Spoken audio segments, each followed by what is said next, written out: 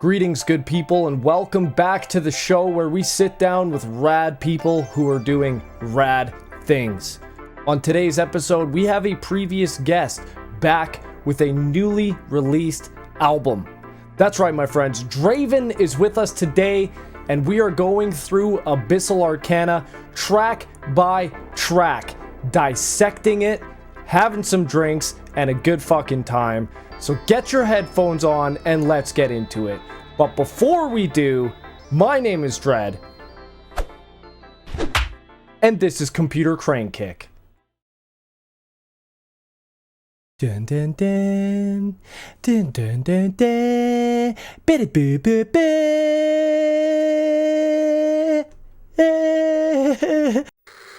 So, first things first. Where is the book? Yeah, we're gonna find out. We're gonna find out, man. I'm really looking forward to diving into this and getting an in-depth look at what Abyssal Arcana is and the process it was for you to create. Oh yeah, I'm happy that you took the time and that we're gonna do this together, and I am more happy to see your reaction to it because I already know how it sounds, and I think it's different. It's very different from everything that I've done before. It's mostly orchestral horror meeting industrial mayhem. It has everything. It's fast, furious. It has brutal moments, and yeah, that's all I can say. That's at least for me. You know, for the listener, it's different. For everyone, it's different. So. Absolutely. Hey man, I was going to ask you for a little introduction, but you know what? That's perfect. So let's just get straight into the first track here, and let's listen to Forgive Me, Father. Okay, sure.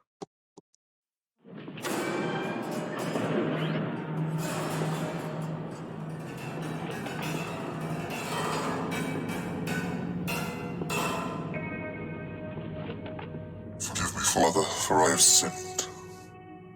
How long has it been since your last confession? 1 month. What ails your soul, my son? I have blasphemed, unrightly used the name of God. Go on.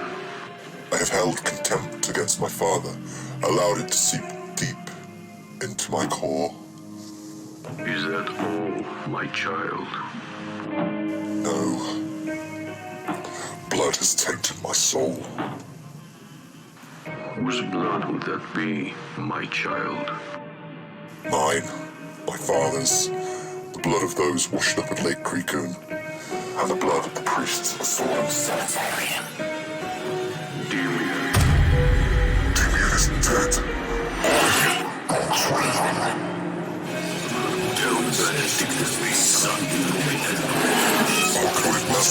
Will be what I want. But I appreciate that I need a book and the way in. God save you now. Where is the Abyssal Arcana?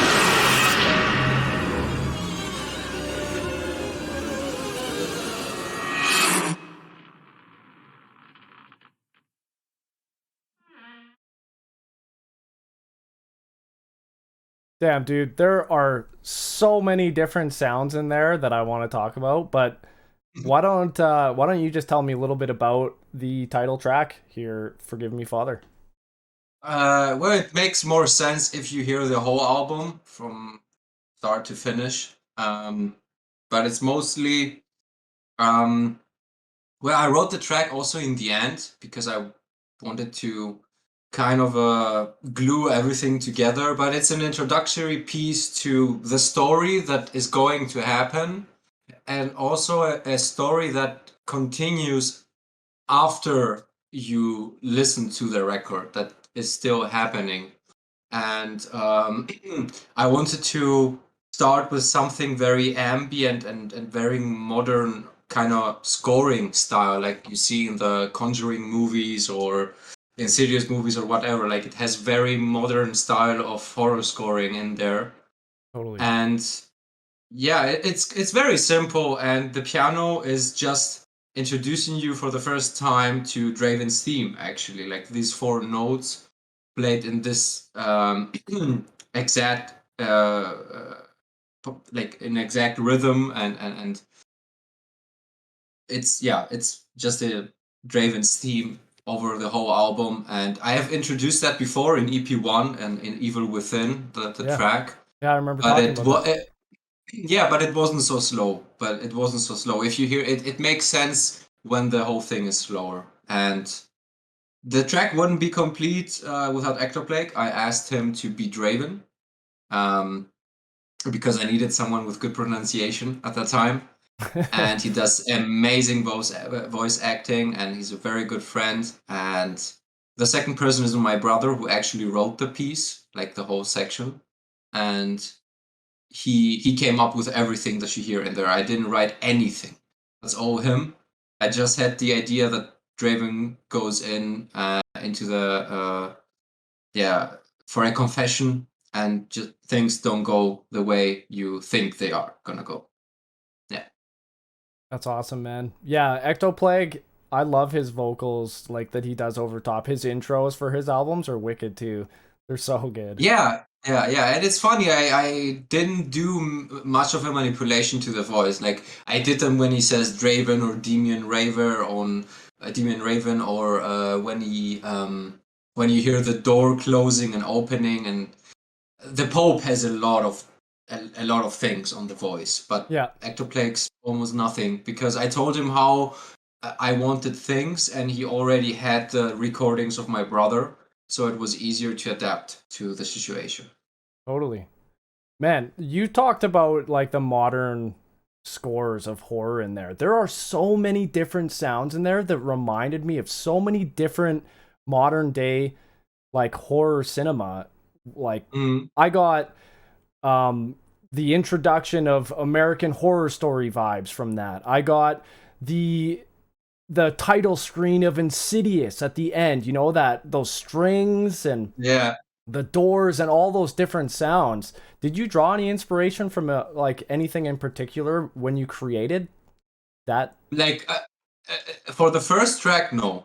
Like for the first track, not at all. For other tracks, of course, but for the first track, no. It just came in naturally. I had written already the piano piece. You're gonna hear that in the second, and you're gonna hear that many, many times. It has a very specific reason why it's being used, but when you leave it alone while recording, while playing those 4 simple notes, it already speaks for itself. And the only thing that I had to do around that is sound design. There is nothing actually happening notation-wise that is out of the blue. It's mostly dissonance. It's mostly different kind of cellos, violins, clusters that are going into opposite directions. They are not being played in the normal style that you would play an orchestral instrument. I sound designed them a lot of times with reverse effects, like I'm reversing the tail of the cello going into the reverse tail of a violin, and that creates this almost like a hit effect, but when they meet in the middle, they meet as a dissonance in the middle. So it kind of works like an ambience, I would say, behind the piano piece. And I just wanted something that is creepy and gives you, like, I can't explain it correctly, but it takes you kind of a surprise when you hear the next track. It gives you the heebie-jeebies, man. That's what that did. That gave me the heebie-jeebies. Yeah. Well, it's a horror record. Like, yeah. I think we're gonna talk sooner about why, and yeah. All right. Well, let's move into track number 2, the horrifying Autopsy of Deamien Raven. Yeah, sure.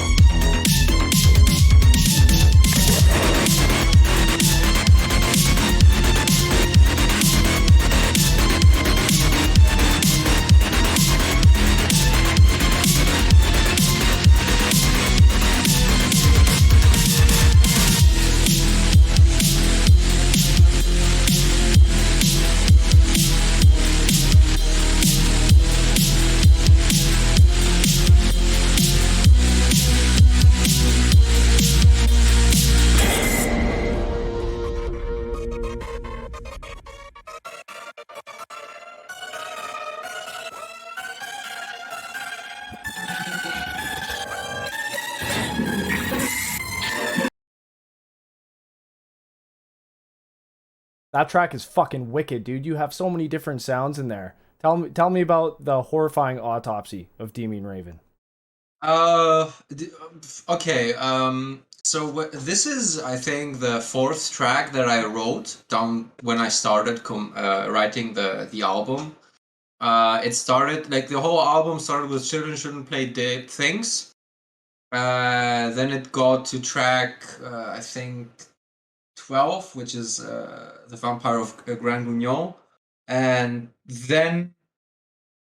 Oh no, it was the third track. So then I wrote the Horrifying Autopsy, but the track was intended to be the intro of the album. It was actually intended not to have "Forgive Me, Father" before that, and I wanted something that hits you in the face the moment you click the first audio file, like orchestras going nuts, doing things that are not normal. Because what I'm doing with the orchestra, like I am using the violins instead of I'm using the violas instead of the violins playing the high octaves. I'm using the violins to play the clusters, and I'm using the cellos to play the bass pattern instead of the rhythm pattern. And then I go immediately into the chainsaw bass that is not playing, it just plays E the whole time. It just plays E, the note E, nothing else. And it's glitching and doing like this, almost like a chainsaw is being turned off and on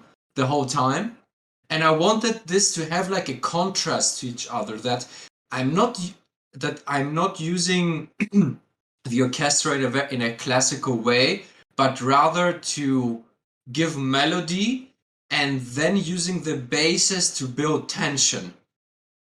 And I'm using a lot of, like, I'm transitioning to section, like from section to section with different elements from before and what is going to happen next. For example, when you go into the drop, you already, all those voices you hear and all those feedbacks you hear, other feedbacks are gonna come when you hit the section after the break.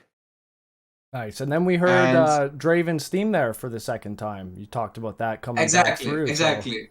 Exactly. So because the whole album is written in E minor, everything is written in E minor, which was a challenge on its own. But I wanted to emphasize the theme on this track because it's actually Draven's death. And it makes only sense if you hear the album backwards. If you hear it from Forgive Me Father to the next track, it actually doesn't make any sense.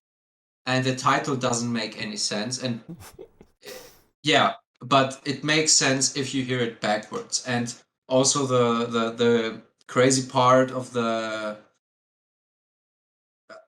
song was to connect it with Cauchemar Noir, the end and the beginning, to make it fit and glue into each other. And Nice. yeah, I love it when tracks do that and straight into the next one, just like a seamless transition. That's one of my favorite things.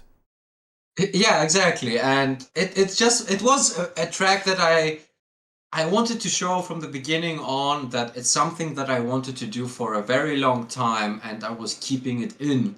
And I wanted to do a full orchestral thing that it's just mayhem, nothing else. It's using all those things that I learned by Christopher Young, Charlie Clouser, modern and old school 80s horror scoring, and of course 2000s and later, but trying to find a way to fuse it with synthesizers and metal music, and give it a middle ground and make it stand on its own, and of course stay creepy. That's the main purpose.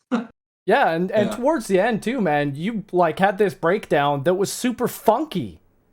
Mhm. That bass part when it comes, that is just like pure funk to me, and I love that section. I thought that was a super rad surprise. That just it's like super funky. Yeah, it's actually the basses that you hear also in Vampire Rave, but I reconstructed them and I gave them. I tried to make them almost sound like a real bass, even though it's a synthesizer in reality. And yeah, like I said, it's I don't know. It just it fitted. I wanted something that's transitioning slowly and slowly and slowly into the big part, and then Yeah. the big part has an epic moment, and then from the epic moment you're like boom, and it goes into the next track. Yeah, which starts off fucking huge. Cauchemar Noir. People are gonna hear that if they haven't already. I mean, it's a single you released last Yeah. October. So Yeah, no, Silver Coffin was in October. And, oh right. No, yeah. No, I can't remember. Doesn't matter. Previously released, which is a fucking heavy track and awesome. But before we listen to that, you said it only makes sense if you listen to it from the end to the start. So is that how you recommend people listen to this album? No, I don't. Like, it's something that I did for me. And I recommend it if you wanna. So I'm gonna say it like this: if you wanna know what's happening in the next chapter, you need to listen to the album backwards. It will make sense, and it also defines how the next album is gonna sound like. If you don't, and if you don't care, and if you wanna listen to the record as it is, then go ahead. If you are a person who likes singles, then you will be disappointed because the record is not meant to be as singles. It's meant to be as a glued record.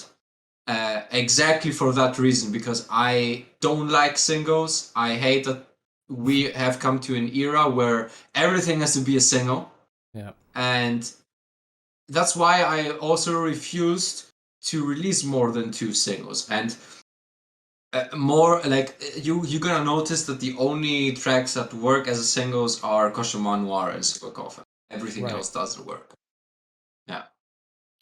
So chronologically, the story is actually told from 13 to 1. That's the events that happen in the world is from 13 to 1. Yeah. So what's happening? Like, Forgive Me, Father is almost a foreshadowing of what is going to happen and what has already happened. It's kind of a twist because Draven. What's happening in the story is that Draven to the world has died. like Deamien Raven, the son of the highest pope of their cult, has never seen the light of the day. So most of the popes and most of the people in the city know that his son died some time when he was young. And now all of a sudden they hear this name Draven, and they don't realize that Draven is Deamien Raven. And Draven is trying to find the Abyssal Arcana to splice his blood with the humankind, which is failing, and he thinks that it's in the book, but the book is hidden, and it's hidden for a reason. And he's trying his way through all the popes that he can find, slaying them, torturing them in any way you like. And it has a double meaning. It's forgive me, Father, for I have sinned. And it's kind of a Horrorsynth, like, for I have sinned. Nice. Like, and also, forgive me, Father, he is telling to the Father, because we call the Pope Father. Right. Yeah. He's telling me, forgive me for killing you. And it's also a twist to his own father, which is going to be revealed after, like, in the next albums to come. And yeah, it's the events that are happening while you're listening from 13 to 1. And yeah, that's all I can say. It will make sense if you listen to it rather than talking, because most of the tracks have a nature on their own to go and flow into each other somehow. Oh yeah. You took a page out of like James Wan book there and put the end at the start, you know, that classic horror movie end at the start. Yes. And foreshadowing. Yes. I love it. Yes. Yeah. He was a huge inspiration, like his cinematography and him as a director. Charlie Clouser, of course, was a huge element of the album. Christopher Young, Rock Banos, like a lot of modern horror scoring. Funny enough, Hans Zimmer too, which not in the classical way. Like, I studied a lot of his early work where he did the Ring score. Mad Max, for some reason, I was in a weird place where I couldn't understand how to use the orchestras in a way to not build tension, but to make them fit musically as a dance. Because the problem is with the orchestra, as long as orchestras blend in easily, but they blend in with the element that you have mainly in your track. So if you have, for example, a bass line that has all those elements on it, it will rather sit behind it than being up front.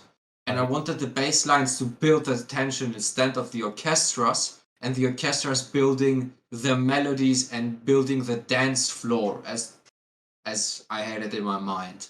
Right. And I was in a weird place, and the Mad Max score is amazing. He does that because he has a lot of guitars and synthesizers and like big boomy things, and the orchestras are almost like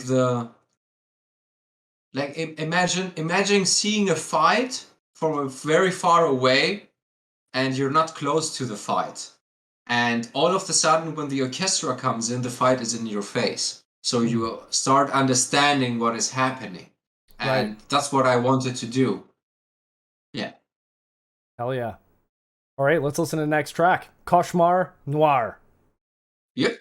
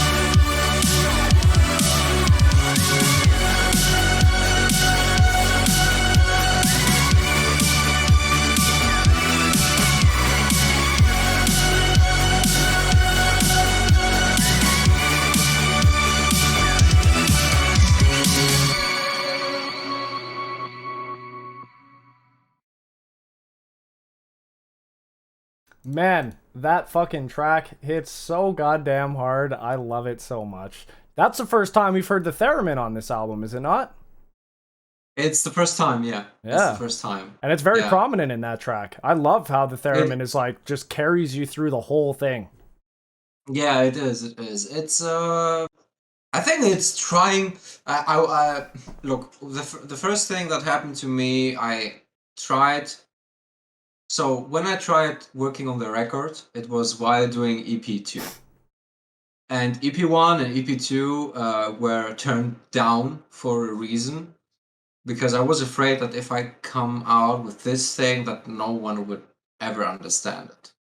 So down the road, when I did EP2, I had written already 4 or 3 tracks, I think, that are not on the record. And when I wrote Children for the first time, and I wrote, I think, for the fifth track was Cauchemar Noir. It was something that I wanted to do for a long time. As I said before, I'm not a big fan of slasher, of 80s things or 80s movies, but I am a big fan of their scores. How dare you? And I respect the scores. And I Yeah. wanted to give kind of a balance. I wanted to give you the slasher world and remind you of the 80s times and give you this feeling just sitting in front of the TV and seeing for the first time the Halloween movie or Army of Darkness or whatever. But on the other hand, have this modern feeling to it that is almost violent but sad at the same time. And that's what when I see the Evil Dead remake, for example, because it's a tribute to that movie, that's what I get from the movie in the end. It's a sad story at the end of the day, because everyone actually dies in a very macabre way, and she wasn't ill after all, and nobody believed her in the beginning. And the whole, like, if you turn that scene, if you change the score to that scene, the whole scene changes. It's so fucking weird, like, if you think about it. And it happens to, like, I score a lot of times with watching a segment from Evil Dead, or watching a segment from Dead Silence, or watching a segment from Saw, because I hear the soundtrack and in my brain I'm like, okay, I can do more with that. Right. And that's how I rolled with Cauchemar Noir. I was in the mood of Halloween Kills, and I was going through the old movies. Then I rewatched Evil Dead, and I was like, let's find a way to fuse them. And it was also, as I said before, something that happened. Like, the idea came because I opened both sessions at the same time, and it just rolled, and it happened. Yeah, I That's think it. you did a really good job of joining like a more modern sound with a 80s retro sound, because you have that theremin, and the notes that you play with it definitely give you that retro spooky horror vibe. But then you have this orchestra on top of it that's just malevolent. Like, I was going to say, for some of these other tracks, all of the tracks so far, they are fucking mean. I feel mean when I listen to them, and you capture that essence very well.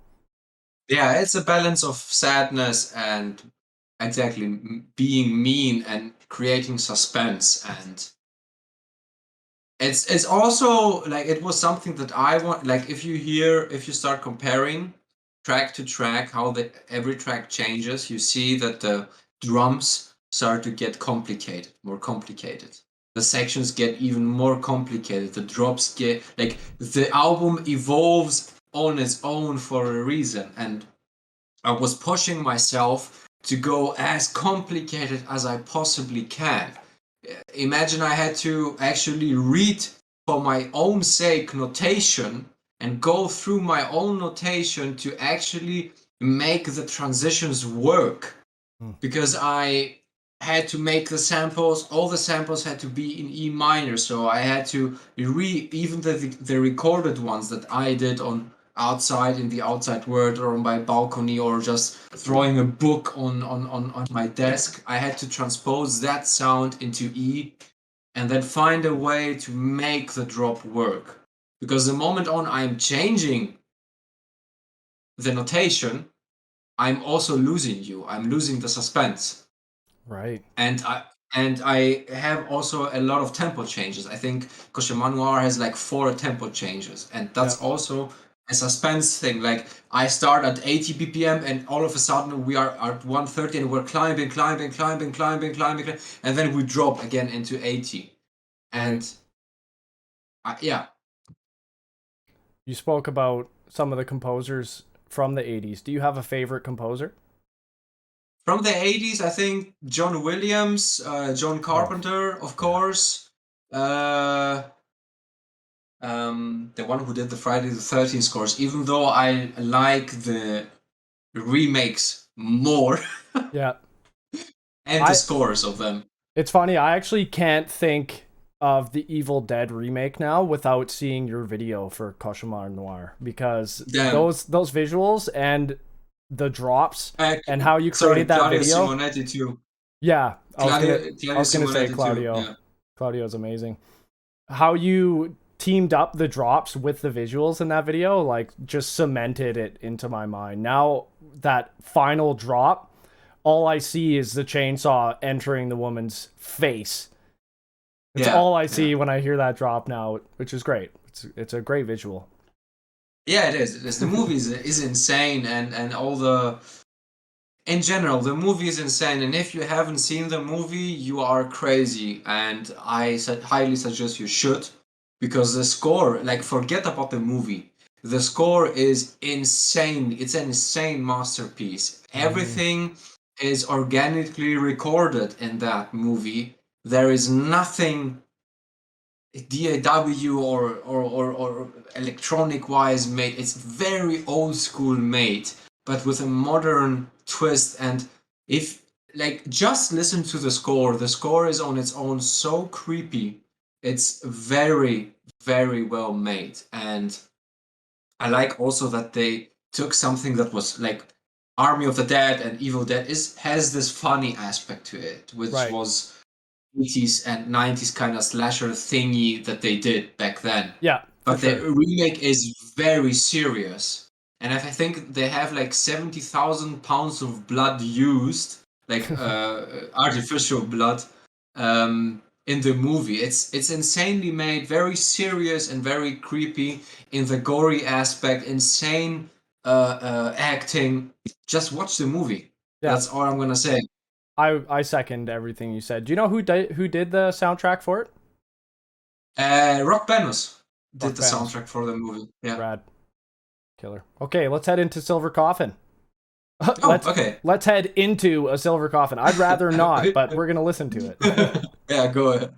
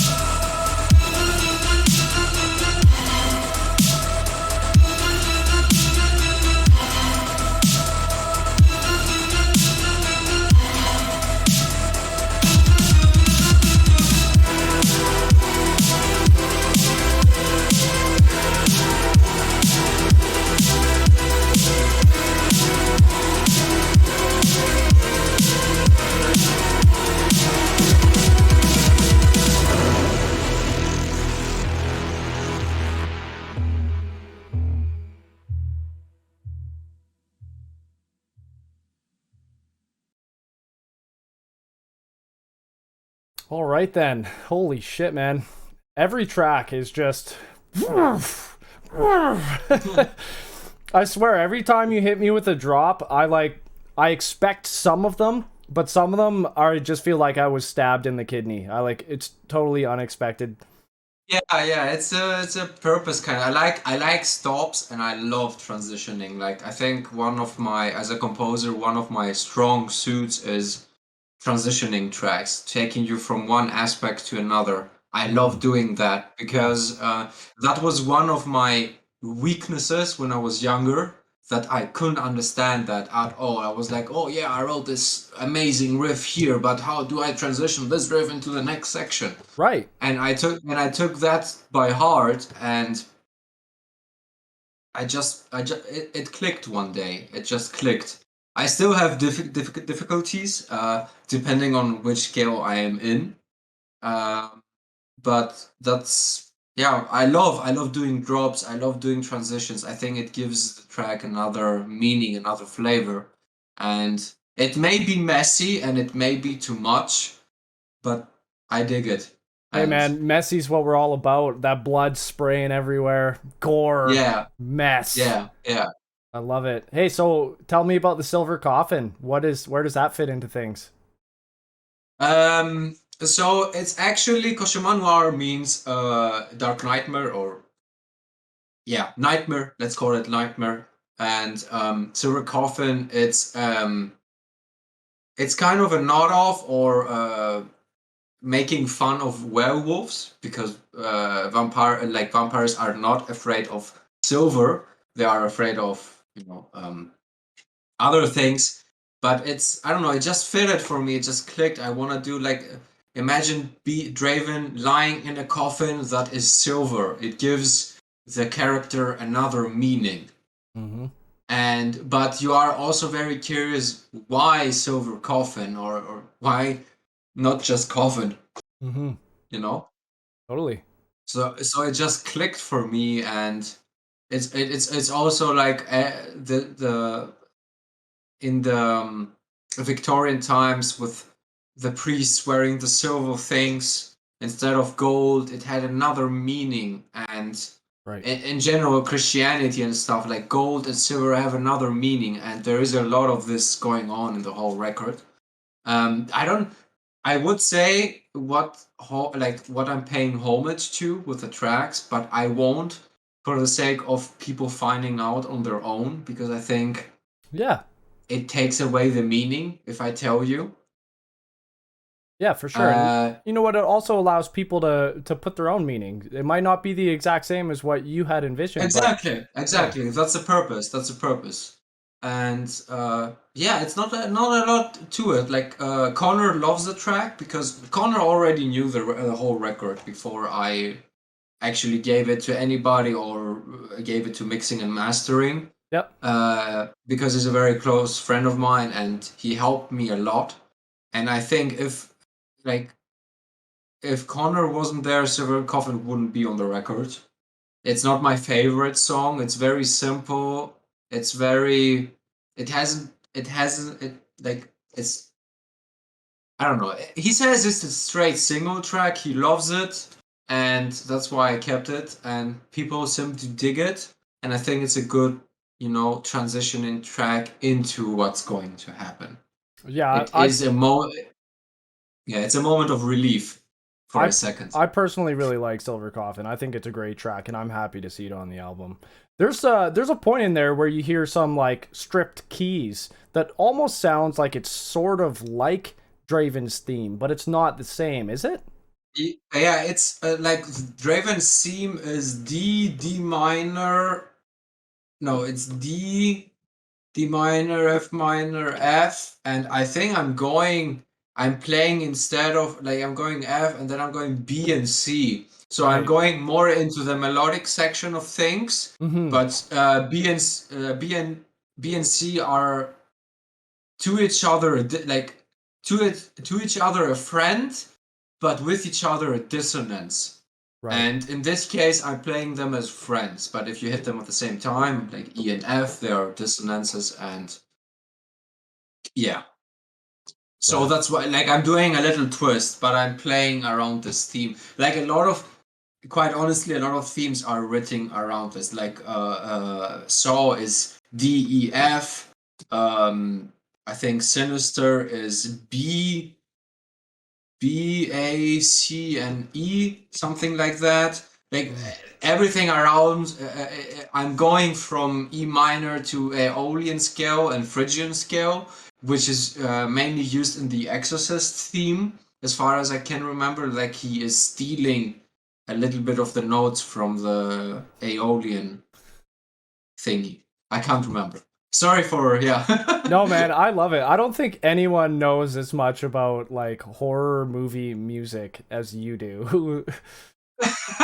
I love them. I love them. I love the scores, man. It's I am sure that they didn't think about that when they were recording it. Like, but if you think what they actually tried to do, and if you like, I see the piano as a map, a road, and when I see how The Exorcist was made, it's fascinating to me how he came up with the idea, and I really want to understand why he chose those notes. And when I Right. try to dissect them into pieces, I start to understand, okay, he probably was thinking that. I don't care how it sounds. I'm not a fan of doing covers. Right. And that's why I'm not always also a fan of doing remixes. When I do them, I totally change them. I give them another flair. Right. But I love trying to understand how the composer behind it wanted to do things. And it's not always clear, of course, because it may be a coincidence at the Right. end of the day. Yeah, absolutely. And yeah. It's funny you Yeah. talk about just the different themes from movies. They all seem to have keys and they're relatively simple in their essence. Is that something that you wanted to do when creating Draven's theme? Yeah, of course. Like there are complicated ones, like the Dead Silence one. It's a complicated theme, but it's a music box theme, and Yeah, it's sorry, just a music box. that's more of what I wanted to say, you know, not necessarily that the track itself is simple, but just how it has this very recognizable main melody. Yeah, I wanted something that is him. To say it otherwise, most of the themes that you hear in movies are lullabies. Yes, totally. Are a lullaby to a doll, a lullaby to a creepy thing, I don't know what. And the only theme that is not a lullaby is the Sinister theme. And the Sinister theme is not a lullaby because he's using all those weird sounds. And you hear only fragments of a piano, like keys hitting and nothing else. Right. But you don't hear an actual theme. There is a kind of a melody, but nonetheless. I wanted the theme to be ominous. When you hear it, to know that something or someone is coming. There is an essence. There is something. I wanted to represent bad, just bad, nothing else. Yeah. Well done. And bad, yeah, that's mean, evil. Exactly, evil. That melody is perfect. Evil. Yeah. Who did Sinister? Is that Bashara? That's Christopher Young. Oh, okay. Who's Bashara? Yeah. Is that Insidious? That's Insidious, Okay. Conjuring, Annabelle. I was trying to flex my horror composer knowledge to you to impress you, but I failed. Dude, you know them. You've heard of them. Only because of you. I started listening to scores from horror movies after our first discussion, man. And I started paying attention, actually, not even just to horror movie scores, but to scores to movies way more after our discussion. And and just recognizing how much it does for me in making me feel a certain way at a certain point. And without, like, if you took music out of the movies, there would be nothing. But we're going to talk forever about that if I let you say anything. So let's listen to the next track, which is Children Shouldn't Play with Dead Things. Let's go.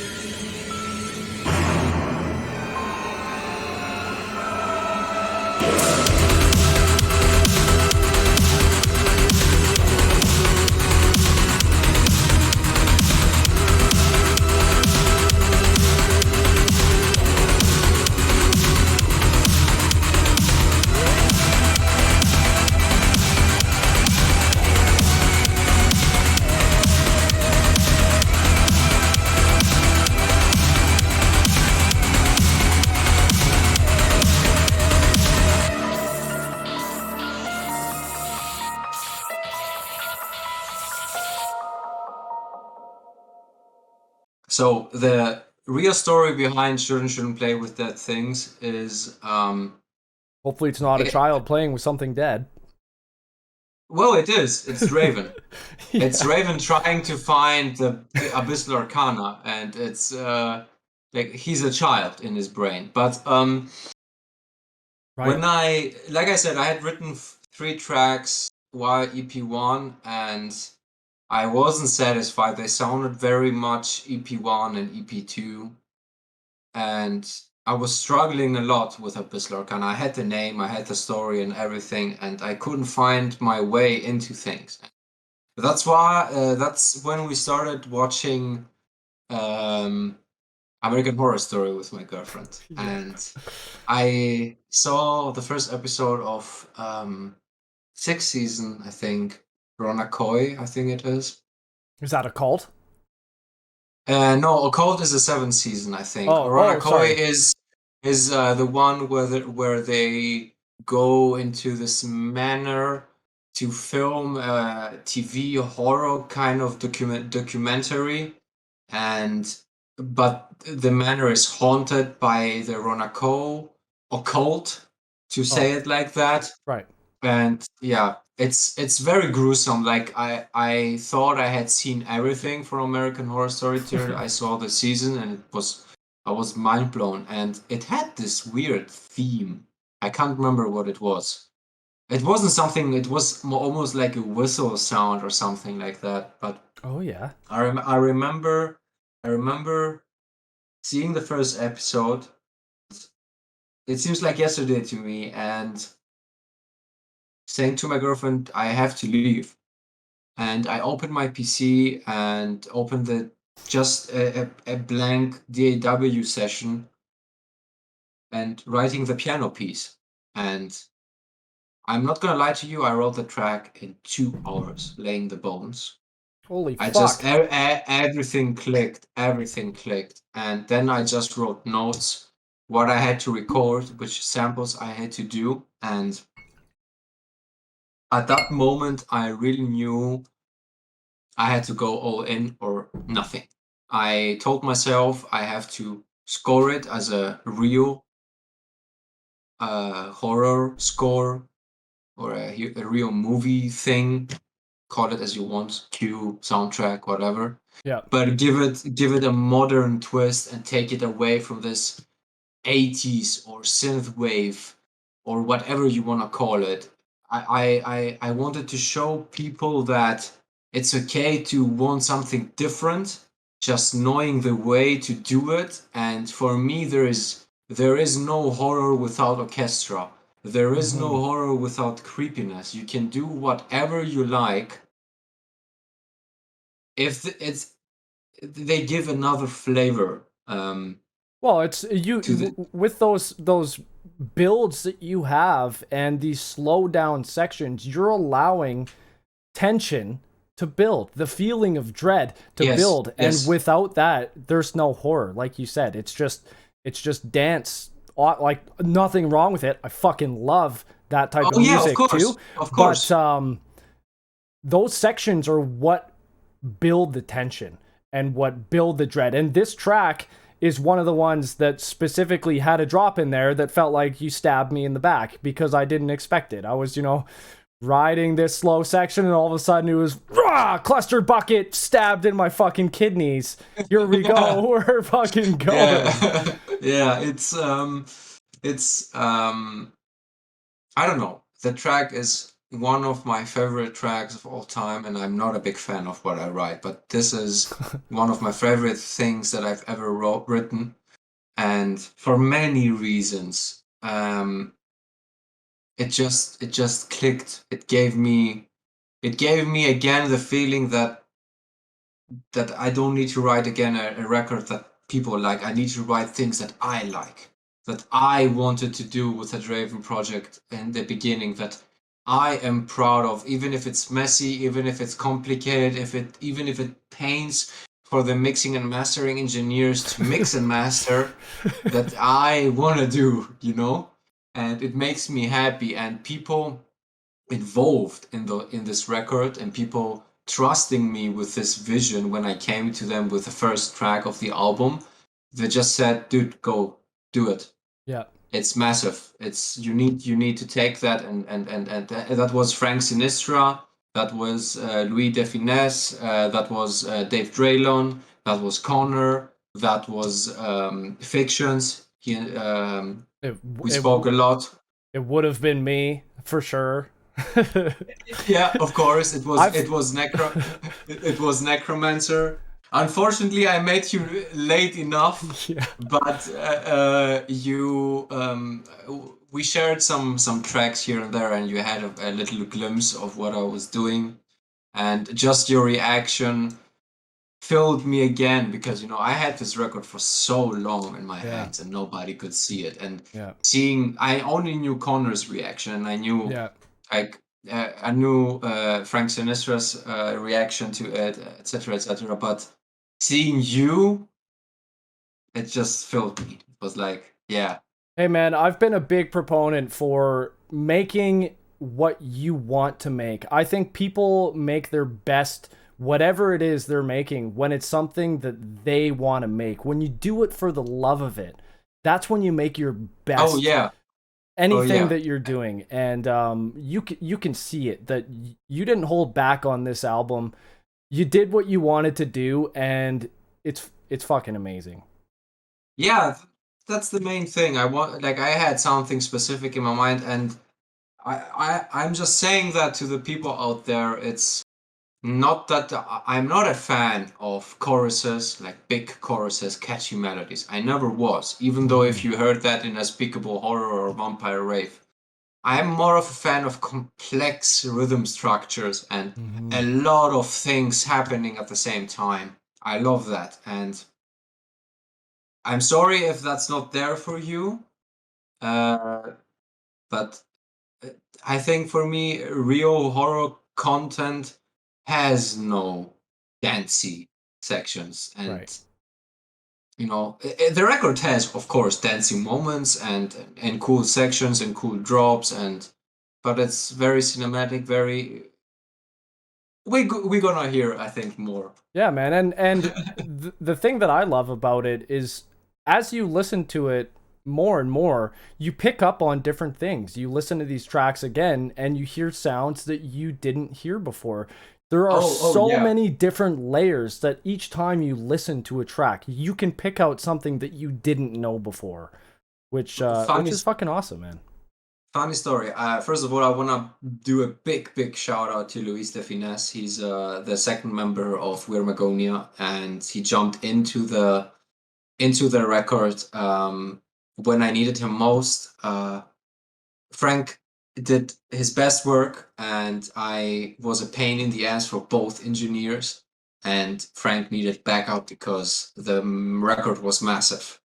And because from now on the record is gonna change, I don't want to reveal anything, but we needed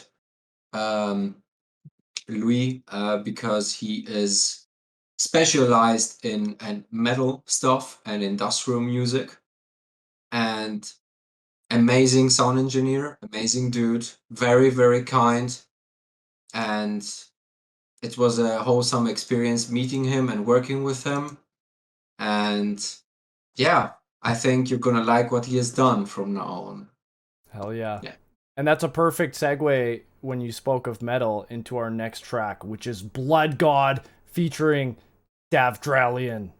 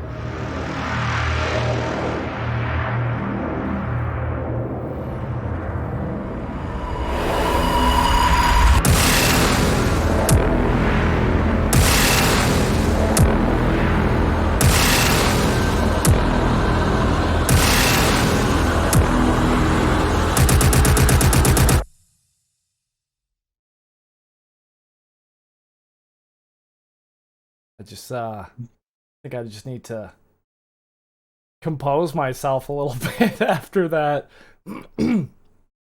Damn, dude.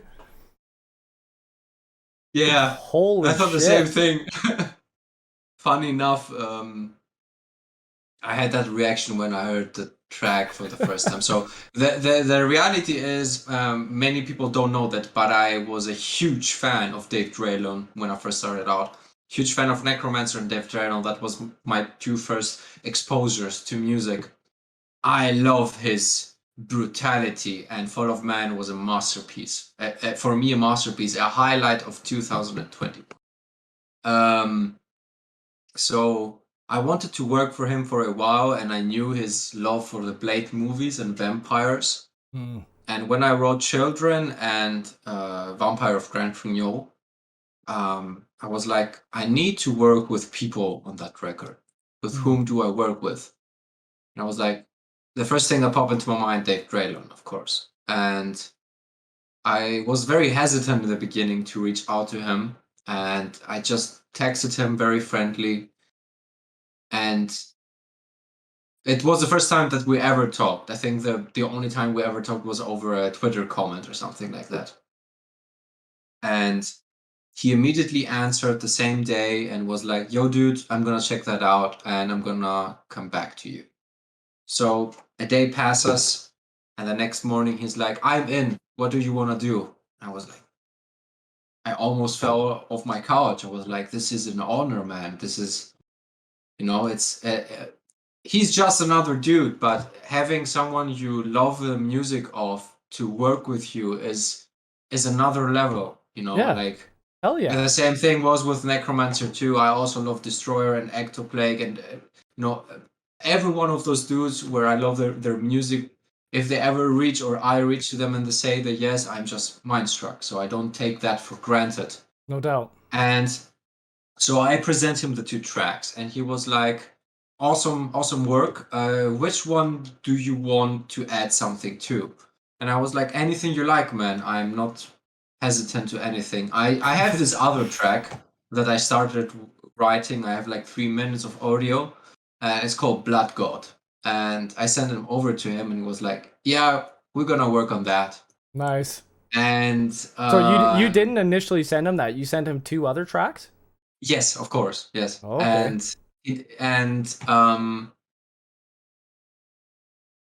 Yeah, what I wanted to say is I sent it over, and what he says is, yeah, let's work on that. It's amazing. Like, he liked the title because it's a Blade reference. Like, not the movie Blade, the sci-fi movie, but we're talking the Vampire Blade movie. And I think, yeah, the only thing I told him not to hold anything back. He can dissect the track in any way that he wants.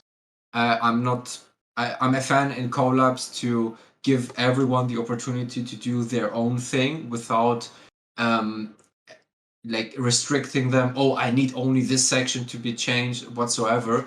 I just told him, do your thing. I just want it to sound brutal.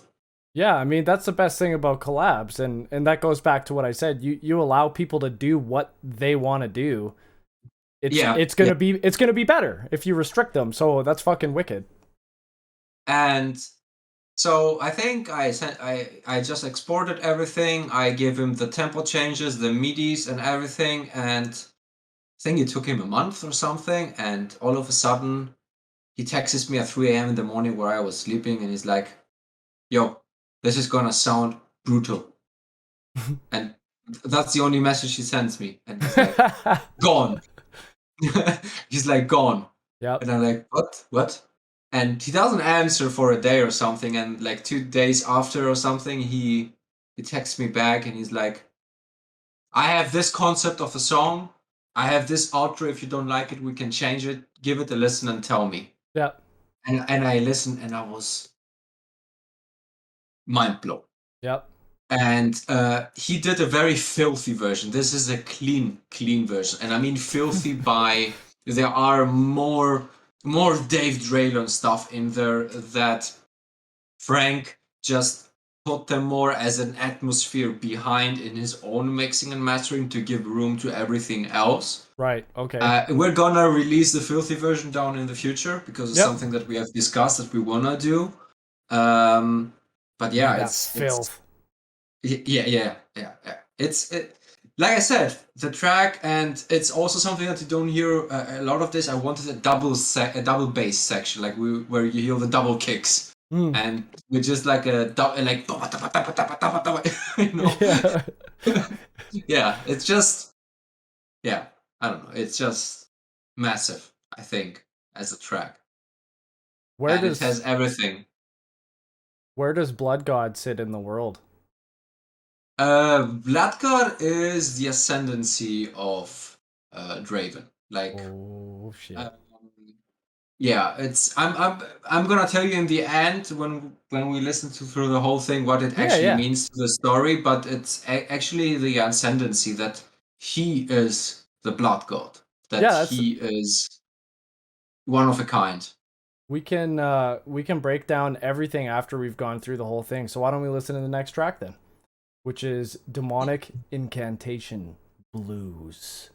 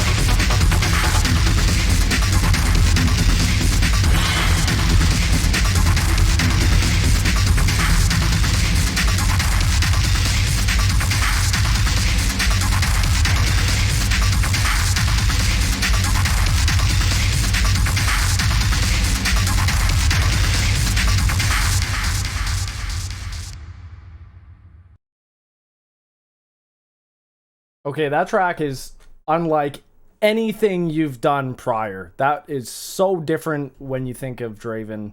Tell me a bit about that song.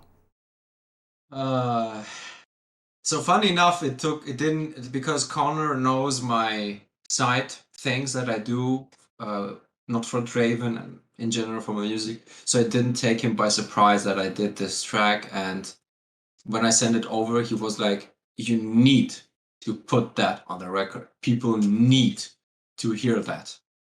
And I'm like, "Are you sure?" And he's like, "Yeah, it's violent and it's everything that you are." And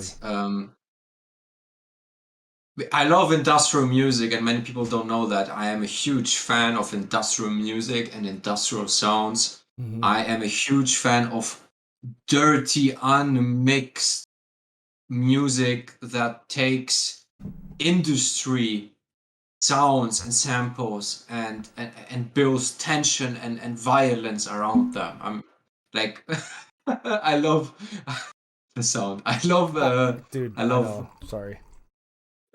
Oh, good. You're drinking the best thing in the world, man. So don't be sorry about that. It's the blood of the gods. I'm drinking Exactly. Blood God. Exactly. Sorry, continue. And yeah. So the track is an inspiration. So Supernatural, I don't know if you know the TV series, ended this year, and it's one of my favorite TV series of all time.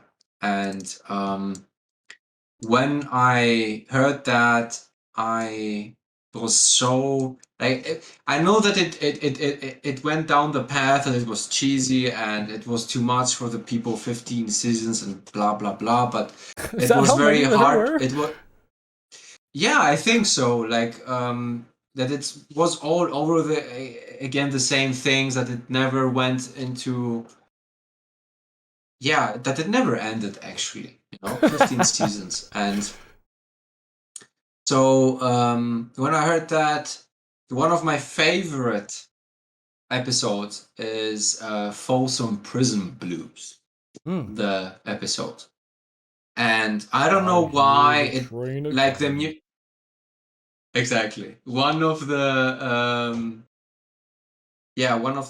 episodes is called Folsom Prison Blues, and I don't know, man. The track doesn't have anything to do with the franchise, just the title. Yeah. And I changed that, to that because it starts with those industrial basses, and you hear those voices, and it almost sounds like something. It's the opposite of blues, and that's why I called it demonic incantation blues. Like, Right. enchanting something, and you have those industrial things, and then all of a sudden you hear the Draven theme being evolved and doing this like music box thing, and everything changes. Like, you are one moment here and one other moment you're being slapped and tortured in every way possible. And that was exactly, and that's actually the sound. The sound that you hear like this motor thing just before you hear the cellos playing is actually a sample of a industrial motor engine that is being used in old Mississippi River ships. They had this huge motor that you had to. I can't remember how it was, and I sampled that, and That's very specific. Yeah, I don't know. I love the sound. I was searching for industrial things, and I found a video where that was in there, and I just sampled it out, and I start messing around with the envelopes and putting it into a sampler and seeing what I can do with that, and cutting, and gluing sections together, because the whole sound isn't like that. Like, the whole sound, it's like segments, and I threw it in there, and like a snare sound, but it wasn't actually a snare. It was almost just like an industrial thing, and the one thing came to another, and it just happened. I don't know. Yeah. You also use quite heavily one of my favorite things that you use, which is your cluster bucket. Yeah, the slap in the face. Oh yeah. The cluster bucket. Yeah, it's It's for the people that don't know cluster bucket, I call it bucket because it was inspired by Bucketheads by Charlie Clouser, and he doesn't actually do this technique, but he mentions it in a video of his where he explains the soundtrack and he shows his DAW and the things that he does, and he mentions a technique about dissonance and suspense and cellos and violins and stuff playing something out of the ordinary but also familiar, and it's a familiar sound but it's also not ordinary, you know. So it's actually two strengths meeting at the middle at the highest peak, and both playing a dissonance at the same time, and one of them is being reversed, so I overlap it and they meet in the middle and they create at the low frequency spectrum just a huge boom effect. And it sounds like you're being hit with two different instruments at the same time. And yeah, it's like a yeah, exactly. That's what it fucking, man, it hits me every time, and I love it. Every time I hear it, I'm like, oh man, that cluster bucket. yeah. That's awesome. And that's it. Actually, I don't have anything much to say about the track. It just is that, like, for the people that don't know, it's in the position 7 for a reason, because it changes the album. 7 Sins, and from there on it changes the album. Oh boy. Yeah. I didn't know that. Let's get into number 8, Impalement of the Brazen Bull.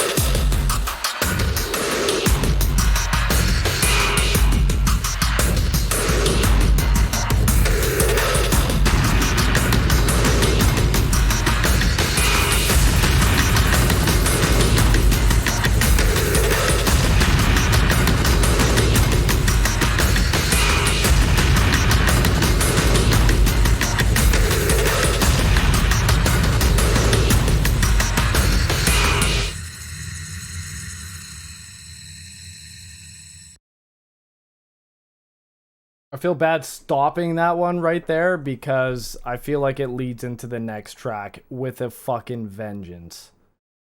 Yeah, it does. It does. Um, it does. That's another Yeah, one that's like very different from the other sounds that you have created, and I really like how it seems like you almost mixed that retro 80s horror sound with a more modern sound as well in this one. Yeah, it wasn't like it wasn't intended. What I was intending is to write industrial track. The Brazen Bull is if you know what the Brazen Bull is, then you know what it is. It's a torture machine, and it was used in ancient Greece, but it also was used in a movie. I'm not gonna spoil the movie. If you know what the Brazen Bull does, then you probably will understand the track more. I'm in the dark here. I don't know what the Brazen Bull is or does. So the Brazen Bull is actually a bull that is brazen. It opens and you put a naked human being into the Brazen Bull. It's a huge bull. You close and you set the Brazen Bull on fire. So the person inside that is being cooked alive. All right then. So it's, yeah, and impalement is impalement is what Dracula did. He impaled his victims. Vlad. And yeah, Vlad and The Impaler. So, yeah. Isn't that his name? Exactly. Yeah, because he would sever their heads. Or would he even sever their heads? He would just impale them on stakes, wouldn't he? Yeah, he impaled them between the legs. Jesus. Alive. Fucking Christ, that is yeah, and he even turned the impalement stick around and he opened them up and impaled them from the side that was not pointy. So these are just stories. I don't know if they are reality, but it was fitting to the track because on the one hand, I wanted to represent, I wanted to represent the brutality that Draven is going for. Yeah, absolutely. To find the Abyssal Arcana, and at the same time, it's like a hidden homage to vampires and to ancient Greece, which is Greece is my my home. Yeah. And so did Draven impale them on the sharpened end or the non-sharpened end when he put them in the Brazen Bull? That's for your interpretation. Yeah, and yeah, it's what I love, like doing glitches, which you also hear in the Dav Dralleon track, and children shouldn't play with dead things, but here you hear them even more, that I'm going into whole drops where I glitch through them with all those little elements, and then going into dancey moments, and then drop out of them again into industrial moments, and the end of the track, it's ending just with massive percussion. Yeah. Because I was feeling that it gives most of the sense when someone is being sacrificed or being tortured. That you don't have all those elements, you have just percussion. Just like stripped. All of those, exactly like Viking offerings. Yeah. Where they play the tom-toms and... Dude, that's almost exactly what I thought of when you said that. Yeah, exactly. And I don't know, it just kind of felt correct to me to end it like that. Maybe I'm wrong. No, that's absolutely perfect. And hearing your reasoning for it makes even more sense. I was actually going to ask about the big percussion finale, so that's awesome. Yeah. That's it, actually. Like those two tracks, and they don't work separately.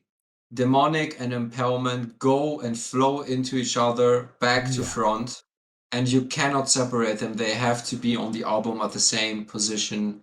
Like they can be at 3 and 4, but they have to be close to each other.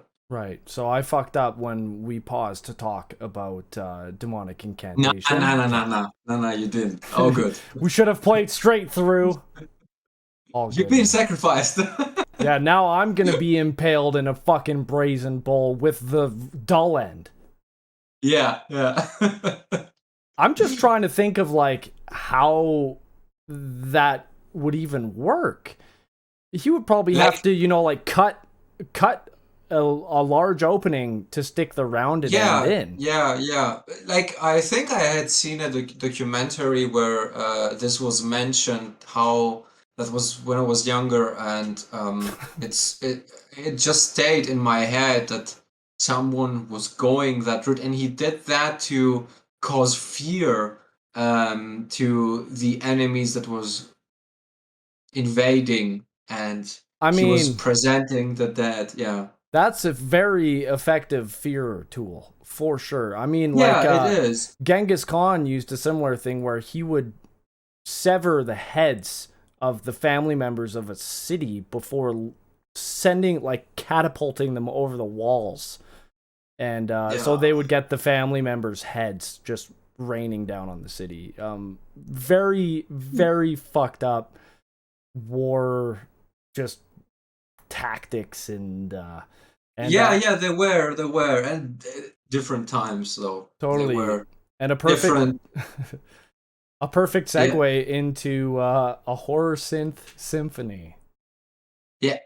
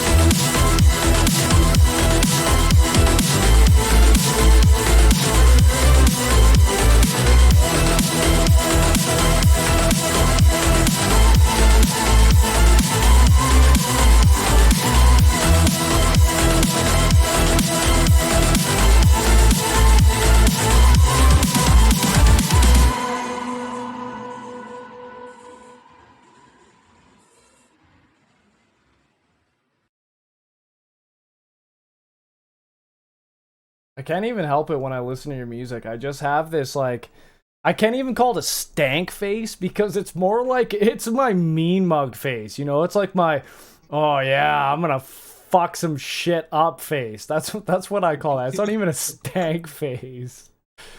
Yeah. I can see why you call that a symphony, man. Holy shit, the amount of orchestral you have in that track is that's awesome. I had it called, I had given it a Greek name in the beginning. But What was it? What was the Greek name? Sarkosipsis. What does that mean? It's called. It you can translate it to rotten flesh. Is the procedure of flesh rotting, and it was used in ancient Greece for a number of rituals and stuff. Well, But I at the am beginning, very interested in that, but we can talk about that later.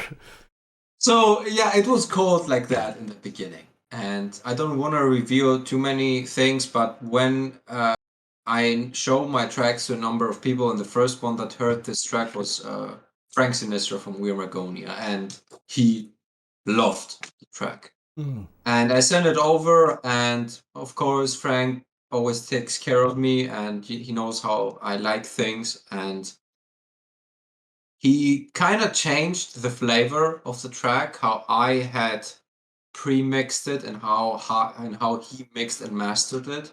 Right. And when I got it back, it just didn't give me the feeling anymore of the name that I had given it. Mm. And it just struck me one night, and I was like, okay, this is almost like a symphony, but a Horrorsynth Symphony. But Horrorsynth and Symphony, it actually cannot be done because Horrorsynth is already a symphony. Right. You know, like how it's composed. So, yeah, I don't know. It just fits. The track fits, and I had a lot of fun on the track with the keys and like these little things where they Yeah. do the transitions and the piano solo at the breakdown. Yeah. A horror symphony. Yeah, or that. I always find Yeah, it funny how like everything in the synth world has to have a play on words about synth or wave, you know? I love it. Yeah. I don't know. It was one of my favorite tracks, how it sounds, but it's very like it has a lot of sound design and it has a lot of little things here and there, and it's just mainly to give you this main melody. That's it, to emphasize on the horror synth thing. That Right. yeah. And I guess this sits close to the end of the album, but close to the beginning of the story if you're listening Yes. to it from 13 to 1. Does it have any sort of significance in its placement? Actually, no. It just, for me, when I composed it, like all the tracks that you hear, they kind of were composed in that specific like 3, 4, 5, you know. And then I just had to find the perfect place to fit them in, and Hmm. it just fits. It gives almost like a calmness before the storm comes again. It takes like the place of Silver Coffin just later. Right. It's almost like a respite, a chance for you to, I mean, Breathe again. I wouldn't say that I could necessarily breathe during that track, but if that's your idea of me being able to catch your breath, then I'll take it. Yeah. I will take it. Let's move on to The Conjuring featuring CONNÖR. Yeah, let's go.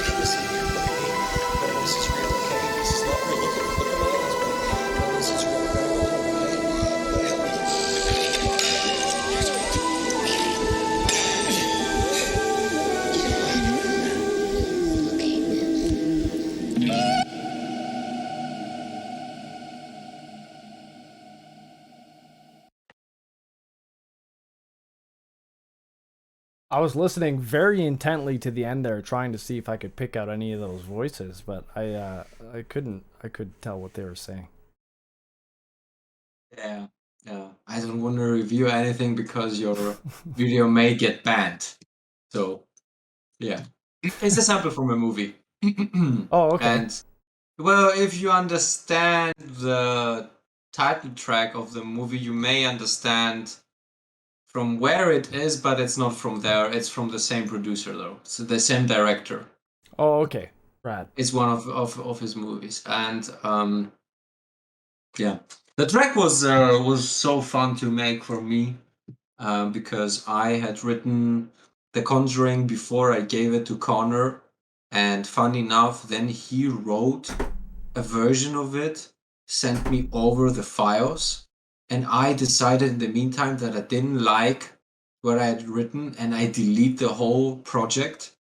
And he's like, "No, why did you do that? It was perfect." And I'm like, "Hey, it's easy. I can reconstruct it." And then I couldn't reconstruct it, and we wrote like 3 different versions. And the bass that you actually hear and the one you liked is a replica of the Hans Zimmer bass in Arkham Knight.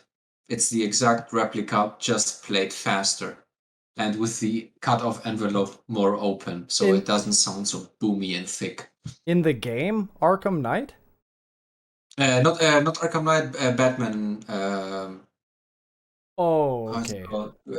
Batman Rises. Dark Knight Rises. Dark Knight Rises, exactly. Okay. Yeah. I was gonna say I didn't know Hans Zimmer fucking did the games too. That would have been sorry. wicked. yeah. Those games were fun. So that's your first track working with CONNÖR, right? Mm-hmm. Maybe. Maybe not. Yeah. Maybe not. I cannot review many things, but... well, so officially on a revelation point of what you can reveal, this is your first released track with CONNÖR. Yes. How is it working with him on this level?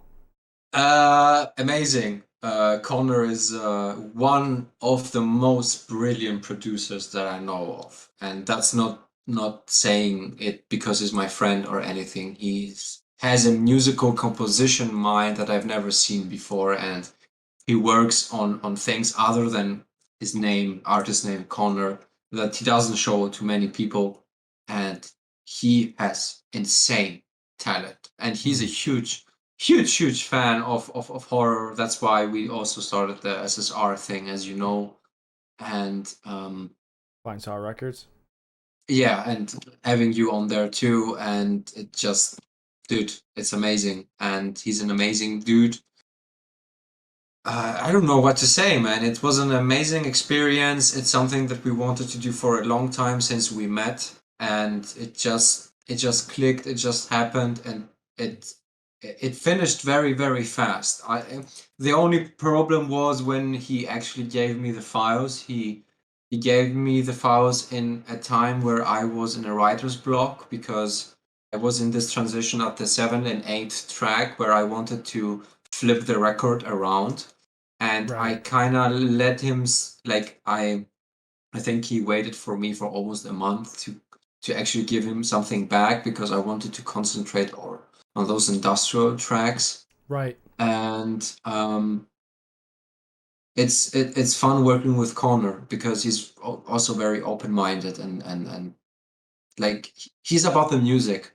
That's what I can say. And when someone is about the music, it's I think the best collaboration that you actually can do.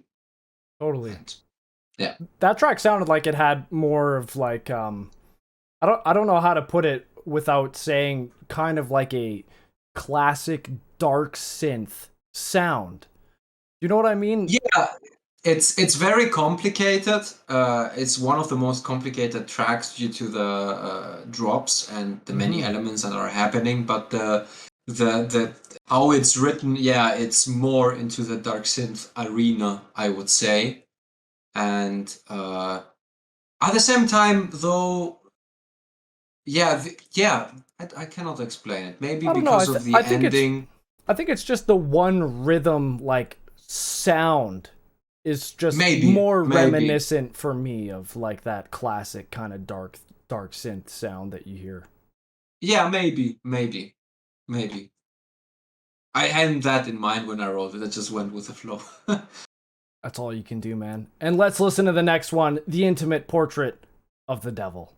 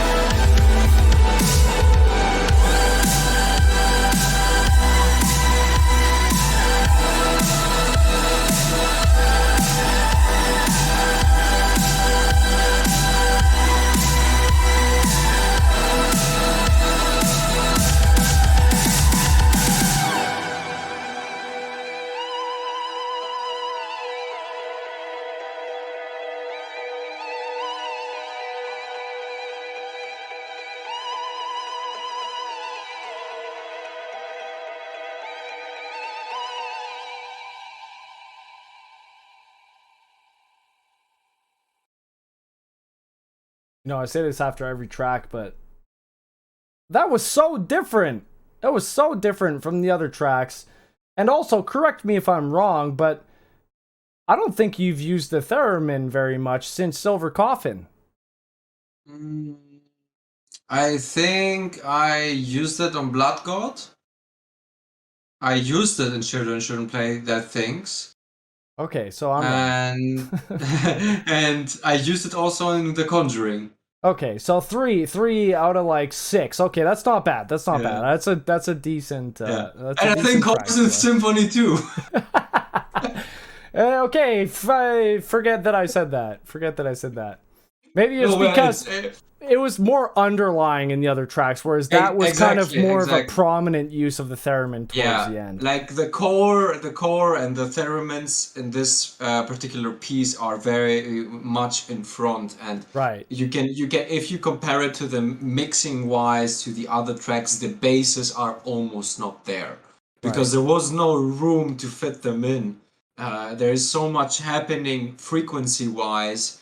In all the spectrums that the basses that even don't play a role actually in the whole piece. They're just more of a kind of holding on the vibe. So they just fill the spectrum of the rhythmical spectrum of things, nothing else. Right. And I just wanted to write a track that is actually what the name says. That's it. Yeah, so tell me about the Intimate Portrait of the Devil. What is it? It's it connects with the next track to come, and it actually is a homage to two movies, which have a very sad ending, and that's why the track is also very sad ending. Right. And you can Google the name and you will find the movie. Believe me, it's the same title track name. Oh, it's the same title.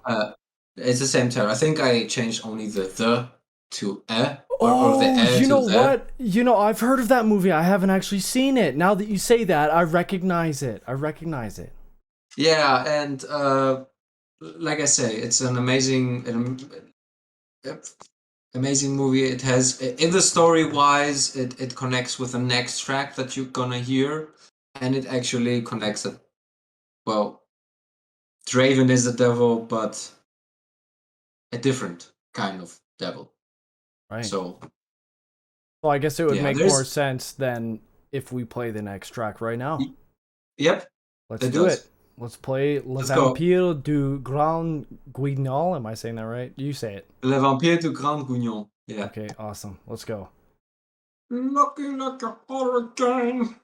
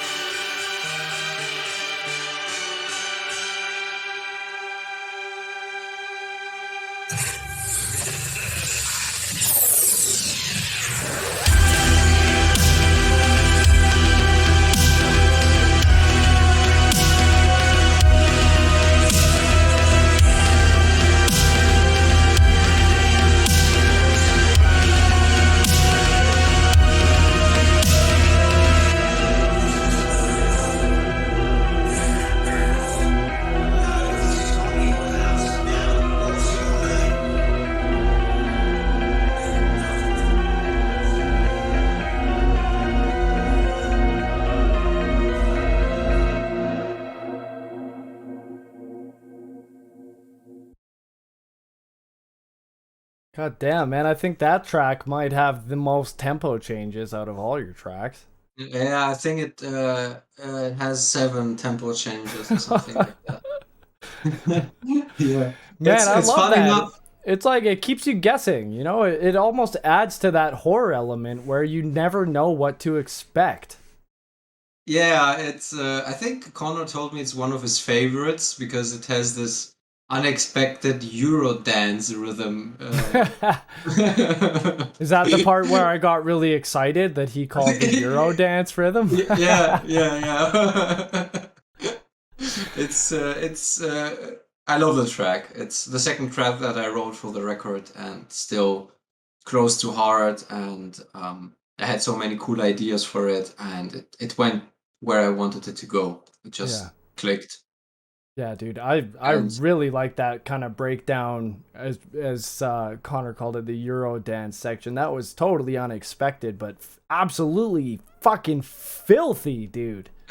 yeah, yeah, yeah. It is. And yeah, I don't know what to say to the track. It's a homage. If you know what the Grand Guignol is, then you know to what I'm paying homage to. What if you don't? And well, if you don't, then watch American Horror Story Season 5 or Dead Silence. And Or then Dead you will Silence? know. I haven't seen either of those. Then watch them. I suggest. Does that mean tough shit? Not exactly. Like the Grand Guignol was a theater in France, or is still a theater in France that was more for the macabre things. Like they were dressing up as monsters and doing theatrical pieces. And now it's almost like more or less like a museum, or it became a museum. I can't remember exactly the story. And it's kind of a nod off because I don't think they had vampires in the Right. museum. And yeah, it just I think it represented this theatrical kind of piece for me the most when I wrote the track, and it gives Draven almost. That's why I said it connects with a portrait because in a museum you either have a vampire doll or you have a painting of a vampire, and yeah, that he will stay in history and uh, leave a mark in time and space with his essence and being. That's actually it. That's why both of the tracks connect with each other. Yeah, That's rad, man.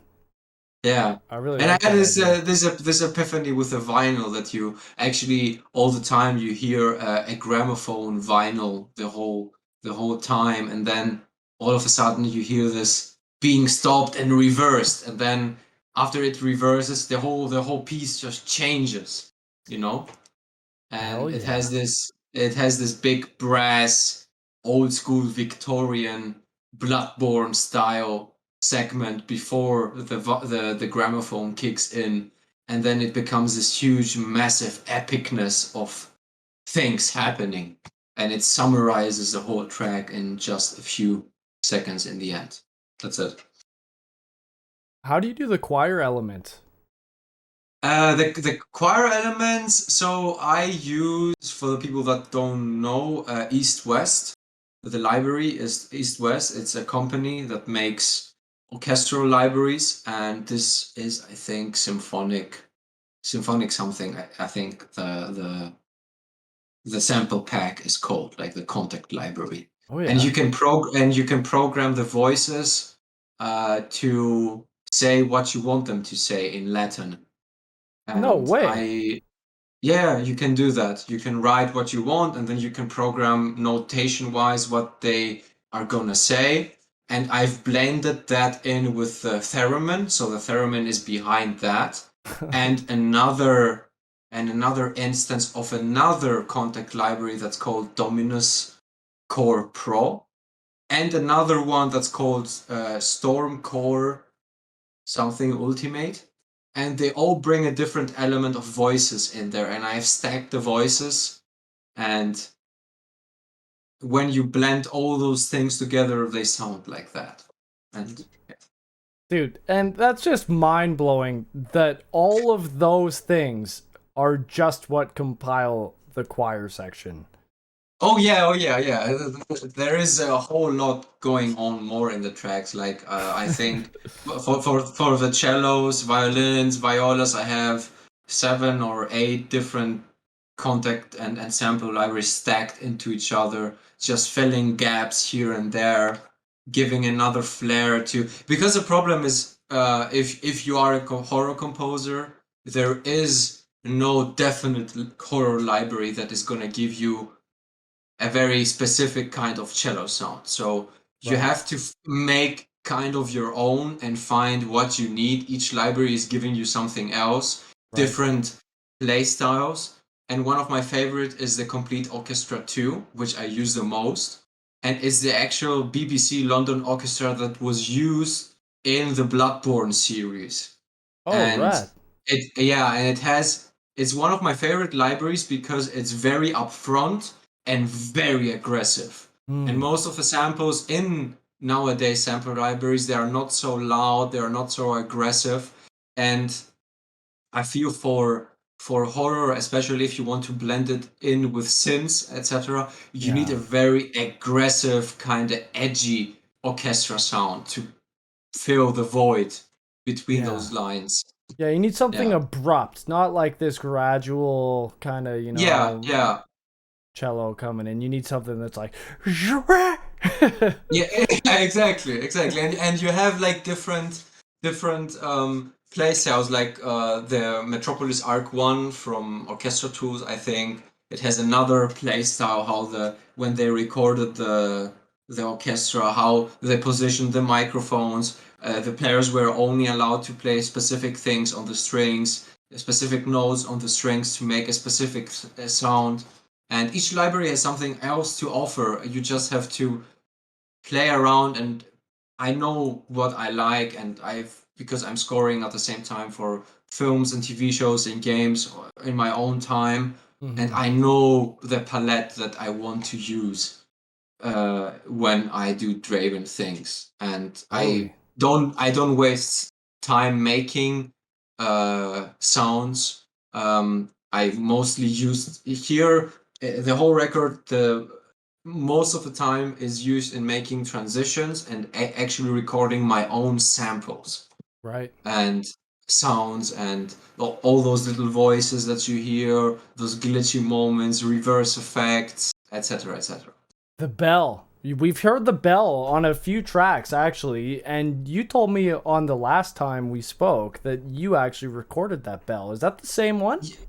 Yeah, it's a broken bell that was used near my town in Greece. We have a church, and it's the sound. I don't know if it's broken or not, but it has a weird sound to it when the bell rings. And I just recorded it one time. It was playing, and I had it on an old recorder. And recorders have another taste. Like old recorders have another taste of like a cassette recorder. Yeah. Nice, It dude. actually has another sound to it, and like I said, and then when you bring that to mixing and mastering, Frank and Louise also told that and took that and brought it into another level of sounding like a bell. Hell yeah. Okay, man. I think it's time we drain all of the blood from this corpse with Exsanguinated with a drill. Yep, let's go.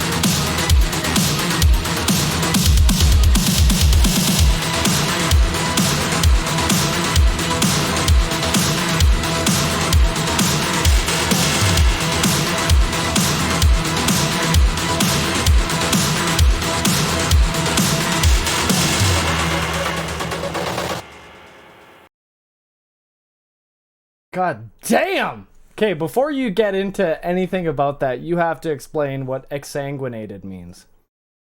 Exsanguinated means when you actually torture a human being and drip every ounce of blood from their body. Mm. Yeah, with a drill. With a drill. With a drill. No, It was that's called in this one. That's in your iteration, but Yeah, it was called with a sharp drill in the beginning, but when I gave it over to Krikun for the artwork, he told me, take the sharp drill away, like the sharp, because it's very specific, and you let the mind of the people just, yeah, it's being with a sharp drill. Now it makes sense, you know. But if you let it only with a drill, it almost leaves it as a question: how do you drain a body with a drill of its blood? You know? yeah, man. So I was how actually gonna ask that. Is it like knowing in like this world that Draven exists in? I'm wondering, is this some sort of like mechanical steampunk drill that works on some sort of mechanical advantage, or is it like this fucking, you know, he's spinning it by hand that's causing it to... Yeah, okay, that's fucked up, dude. That would be terrible. It's actually to show how macabre the role that he's taking and the route that he's taking to find the Abyssal Arcana, how important it is to him to torture those people that have tortured him over the years, and finding the book, the extreme necessities that he takes, and the routes that they are just not normal for somebody. And that was also the track, and it's one of my favorite tracks. It was the hardest track also to produce, and it was I wanted to show my love for industrial music, and what my main aspect of composing is, how I actually compose. And I wanted it to be and to end in a way so abruptly and so massive that you're like, okay, I need to listen to the record again to understand what's happening. That's almost the exact way that it makes you feel when that track ends, because that track ends with such finality. It's just, it's so intense, and then done. Track ends. Yeah, and the album ends at the same time. Yeah, absolutely. And you know what? This is perfect here. You have a little excerpt of something that you have written down that I'm sure you're going to be releasing at the same time as this album. But Draven smiled a foul grin. With one hand, he grabbed the priest's jaw. With the other, he drove the drill through the priest's right eye. His screams echoed in the dungeon. Sounds like some exsanguination is occurring in this instance. That's all my brother. Like, I wrote the Coranti. Like, you will see the whole story with the Coranti, and I don't want to reveal many things, but that's my brother. I just came up with the Abyssal Arcana term that he's trying to find a book. Everything that you see is my brother. He wrote the whole thing. And I streamed the track. When I was producing, I was like, okay, let's stream that on Twitch. And I did stream that. Some people came in. I think Atomic Robokit came in and saw the stream. And it was a 3-week procedure, just laying down the main bones. And when you come into the drop section where you hear all those noises and stuff, it's actually the section that you heard before, just reversed without drums and cellos. Yeah. Because I felt that I didn't know where to go else with the track. It was so massive from the beginning on that I didn't want to take the massiveness away by writing something new to it. And I was like, how to make that even more creepy than it actually is? And I just reversed the whole section, and then it goes right into the main theme again. And as you can see, 7, 8, 13, and 1 have a different kind of flavor to them as tracks, and especially in the drums and the bass lines. And the drums also, when the snare hits, sounds like you're being hit with a bat, like you're being hit all the time with a bat in the face. And that was the main thing that I wanted from Louis when he mixed it. I think he did 6 or 7 different mixing versions of track 13. And It's just, I don't know. I love the track. 5 and 13, I love them. Yeah. I love them. Is there anything you want to say about the Abyssal Arcana as a whole? I don't know. I would say, like I said at the beginning, it's orchestral horror meeting industrial mayhem. It's my take on horror, not even horror synth in particular, but my take on modern horror scoring. That it's okay to not be afraid to try new things. That it's important to. There comes a point in music where only knowing how to compose something is not enough. Right. You have to go a step further that I had to take myself. Right. And it evolves you and it gives you another understanding of things. And like I said, music is an endless playground, and you just have to find a way to take what you like and fuse it with what is possible. And that is only, I think, for me at least, that is only possible if you actually sit down and try to find the solution, like actually think about it. Other than that, it's a concept album. That means that it actually works. All the tracks don't work as singles; they work together. Mm-hmm. And I hope that people enjoy it. There is also this time a small gift, like a 100-piece limited edition Digipak, and yeah, CD like I said, physical release that you're coming out with Abyssal Arcana. yeah, this time, yeah. Fucking rice, man. I've been waiting to get my greasy little fingers on some actual physical Draven merch, so I'm happy to see it coming. Yeah, I'm happy to do it too, and it's been a pain in the ass. It's been over a year.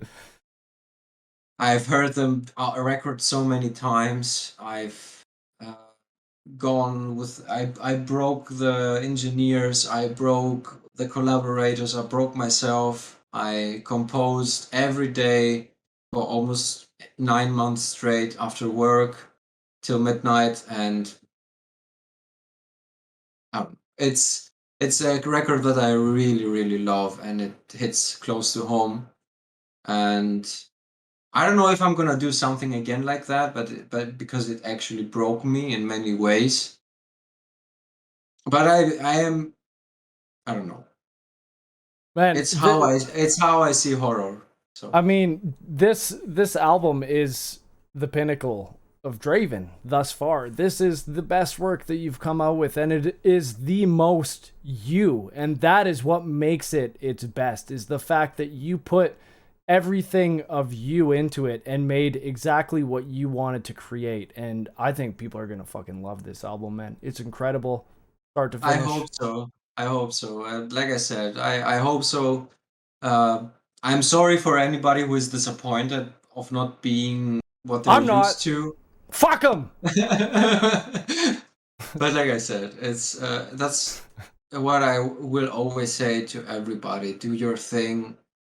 Yeah, man. Just love music. I breathe and I love music, and that's it. I don't have anything else to say about it, I guess. It stands on its own. Before we end it there, let's look at the artwork, and you can tell me a little bit more about it and what you were thinking, of course, and the little Easter eggs we can find in there. Okay, yeah. Okay, so here we got the front cover. Why don't you talk me through this? Okay, so when we had the first discussion with Krikun about the album cover, it was not that. I had a totally different idea. The idea was Draven sitting in a dungeon in front of his his desk, and having the Abyssal Arcana, a kind of Necronomicon, sitting in front of him pointing at the Necronomicon, and the Coranti, like the dead supernatural popes, you can call them as you wish, sitting behind him and holding him on the shoulder. But funny enough, I don't know why, when I had the Skype meeting with Krikun, he pointed out that this has been done before, and maybe it was in my brain at that time, like it was, imprinted in my brain. But it's, I think, an album cover that Anthrax or Megadeth did Oh, a okay. few years ago. So he was like, we need to find another route to that. Right. And when we had like a Skype meeting for 3 hours or something like that, and we were searching for ideas, and we were going through Google and, looking at pictures and stuff like that, listening to the music at the same time. And Krikun finds all of a sudden a very cool picture. And so what I want to say with this record is that the album cover represents Draven as being part of this bookshelf. He's not sticking out, he's being one with a bookshelf. And in this bookshelf you're gonna find all kind of homages and horror related items of the last 30 years of horror legacy. There are horror movies homages, there are soundtrack homages, there are band homages, Ice Nine Kills, etc. I don't want to point everything out because many things are up to Krikun that he is gonna reveal. Yeah, sounds good, man. No worries. But imagine you going through a corridor, seeing a bookshelf, but you don't see immediately in the dark Draven hanging in there. It's like kind of a jump scare. And you see, for example, there, that's the Brazen Bull. That's the Brazen Bull. That's the not the Brazen Bull. That's the reverse bear trap. That's from the Saw movies. Yeah, the one that's on the face, right? That rips the fucking jaw exactly. off. Yeah. Yeah, exactly. Exactly near that, you see this box. That's from the Insidious. Like this little boxy thing that's pointy and red behind. That's the Insidious box. Exactly that. That's the Insidious box. No, the Conjuring box in Oh, okay. Conjuring 1, where she sees herself in the mirror of this music box. You have all those kind of gear. Then you have Billy the Puppet, of course. Lionsgate, please don't copyright me. And yeah, you have a Dead Fetus, which is American Horror Story, which is in the first season. Then you have all kind of creatures. I can't remember exactly what this was. I think it was the nun. No, not the nun. The angel of death from the Woman in Black. But then you have all those saws and guts on the other left. Then you have all those yeah, exactly, those saws and guts. On the upper corner, on the right, you have again those yeah, with filled with fluids and guts and blood and whatever. Torture instruments, just all torture. the good stuff. Yeah, bones and creatures, and you see him also being older and being kind of a mechanical machine. Yeah, he definitely looks more mechanical there. You can see there's some like there's some cybernetic type shit going on with his face. Yeah, he wasn't from the beginning, as I mentioned. He is half, but in the first cover he's very, very young, and this is he has evolved over the years, and it also shows that his face is like all the torture things that he does to other people, and killing his victims and fighting and all those things has worn off his face. He's gotten older, he has longer hair. Yeah. And so you're talking about that this is going to have a CD physical release. Yep. And this is what the CD is going to look like. Can you tell me a little bit about what some of these symbols are in these graphics? So the teeth, I think, are explanatory on themselves. Mm-hmm. They are from the first, I think, from the first EP, the teeth. The book is the Necronomicon, the Abyssal Arcana, and it forms almost like a like a cross. I actually didn't even notice that was the book when I first looked at it. Yeah, that's the Abyssal Arcana. And The symbol, it's one symbol that you see in the beginning, and it was on the back. I wanted to print also EP1 as a Digipak when I started out, but I didn't, and Krigun had done the back cover for it. So he had done the symbol on the back cover, and that's the symbol again, as you can see that. And the symbol hides two things in there, but I don't... It hides our real names in there. Oh, okay, sweet. Yeah. So if you can find our names, cool. Yeah, that's it. I'm sure I can now that I'm looking at it. This is the tray. Oh man, Yeah, I love this like green negative space, almost like inverted colors.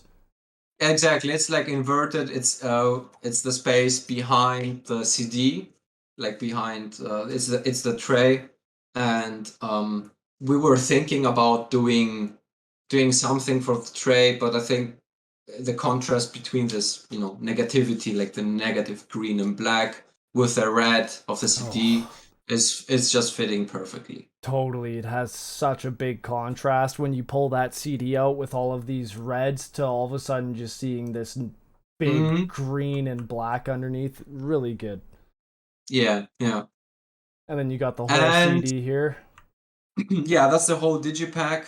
As you can see, the Abyssal Arcana letters are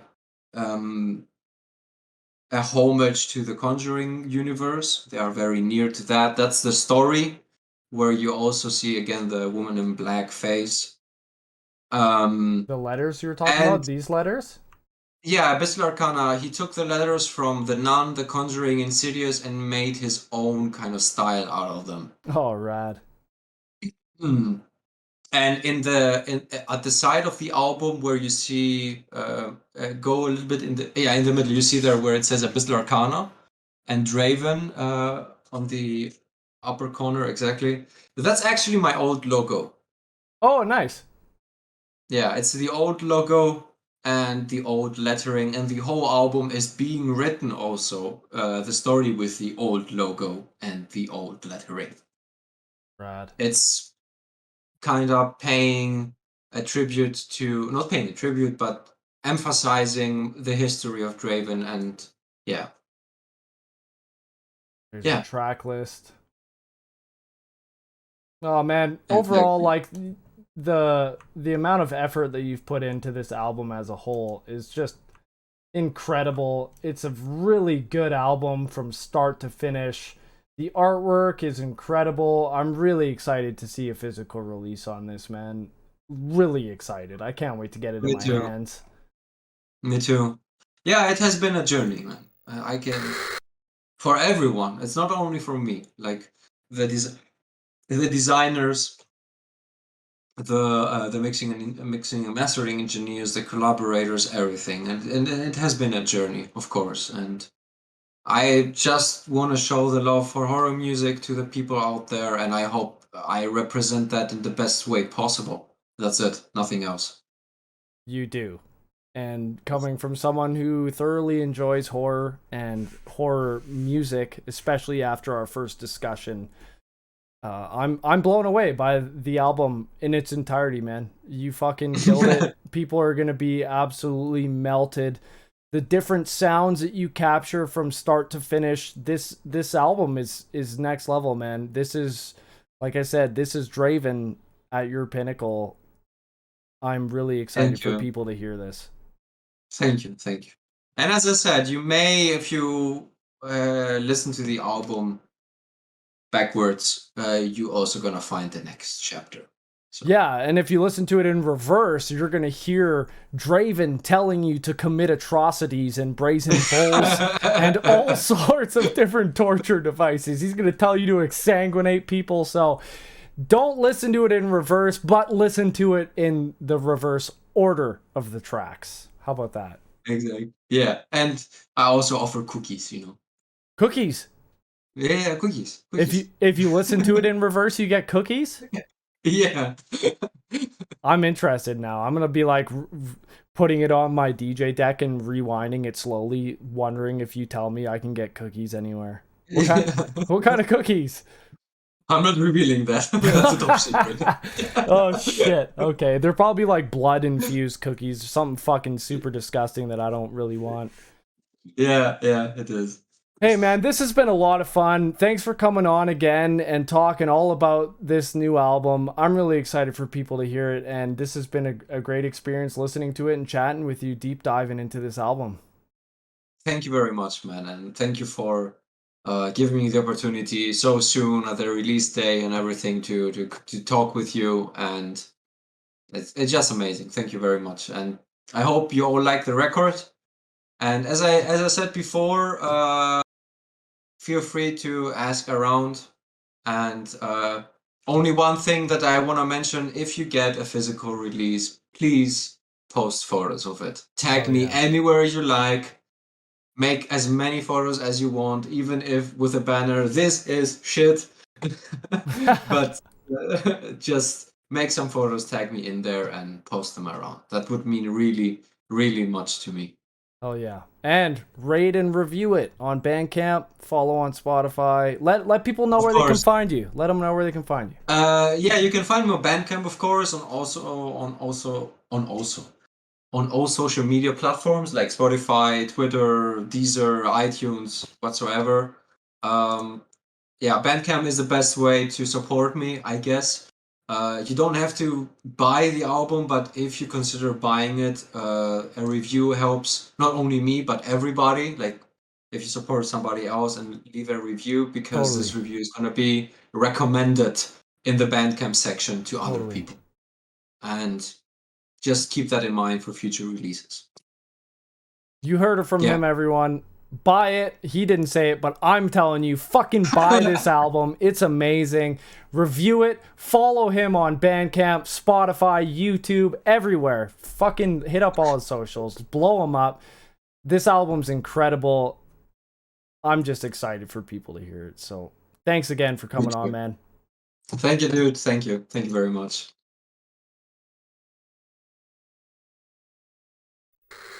For any of you Marvel fans who wait for movies past the credits and are still here for this part, support Draven on all of his socials. He's an awesome human being. Buy this album. If you listen to it in its entirety, I'm sure you got great enjoyment out of it. So fucking support him. Until next time, be well.